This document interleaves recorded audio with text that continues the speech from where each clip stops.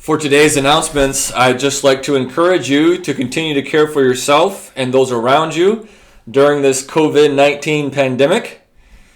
There is so much that's happening out of our control, and many of us are having a hard time sleeping at night. Many of us are feeling discouraged. And so my encouragement to you is to take care of yourself.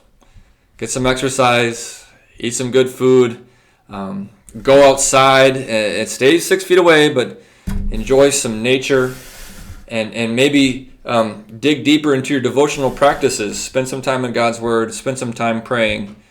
Those are the kinds of things that will help us get through this difficult time.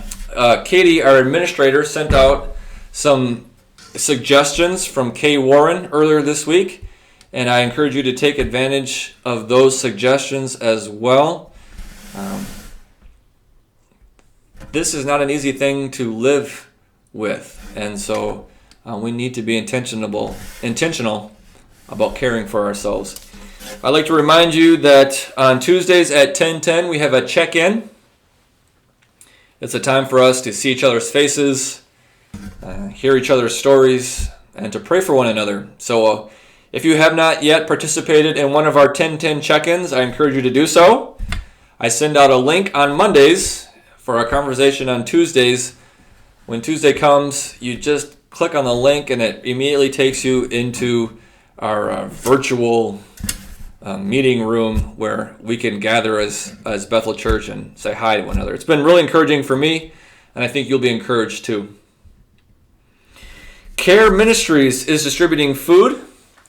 If you are aware of someone who is in need, or if you are in need yourself, please contact Aaron Romo. Care Ministries is distributing food boxes on Thursdays, I believe, and they want to make sure that everyone in our church and in our neighborhood is getting enough to eat. So please, if you know someone in need, contact Aaron Romo. We give thanks today that several people who we've been praying for in our church and in our community have gotten better from COVID-19. We sent out those prayer requests earlier this week, and that's such a wonderful thing to see how God works through doctors and nurses to bring healing. At the same time, we know that many people are still hospitalized with this terrible flu, and so let's be praying for those people, and especially for the family members of those who have passed away as a result of this pandemic. This is a very sad time for them, and we need to lift up our grief to God and pray that He will console each one who has lost a loved one. If you would like to support our church financially, there is the Give Plus app that you can take advantage of. The Give Plus app allows you to give money to our general fund, our benevolence fund, or to ministry shares. You can use a credit card to pay.